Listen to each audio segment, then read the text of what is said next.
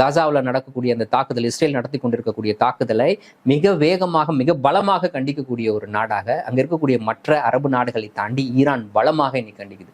ஈரானுடைய ஆதரவோடு செயல்படக்கூடிய ஹிஸ்புல்லா தொடங்கி ஹவுத்தி தொடங்கி இன்னும் பல ரெபல் குரூப்புகள் அங்க இருக்கக்கூடியவர்கள் எல்லாமுமே இன்னைக்கு ஸ்ட்ராங்கா எதிர்த்துக்கிட்டு இருக்காங்க இஸ்ரேலை. இப்படிப்பட்ட சூழ்நிலையில ஈரானோடு இந்தியா அந்த போர்ட்டை டெவலப் பண்றதுக்கு இன்னும் ஒரு 10 வருஷம் கான்ட்ராக்ட் அப்படின்றது போடுறது, அக்ரிமெண்ட் அப்படின்றத போடுறத அமெரிக்கா விரும்பல. இப்போ அமெரிக்கா என்ன சொல்லுது, ஈரானுக்கு எதிராக விதிக்கப்பட்ட அந்த பொருளாதார தடையை மீறக்கூடிய நபர்கள் யாராக இருந்தாலும் சரி அதற்கான விளைவை சந்திப்பார்கள்ன்ற வகையில கருத்து சொல்றாங்க. இன்னைக்கு வெளியுறவுத்துறை அமைச்சர் விஸ்வகுரு இருக்கக்கூடிய ஒரு நாட்டினுடைய வெளியுறவுத்துறை அமைச்சர் ஜெய்சங்கர் என்ன பேசுறாரு அப்படின்னா, இந்தியாவினுடைய தன்னிச்சையான முடிவு இதில் எப்படி நீங்க தலையிடுறது அப்படின்னு கேள்வி கேட்கல, சரியாக இதை சொல்லி புரிய வைக்கணும். யாருக்கு?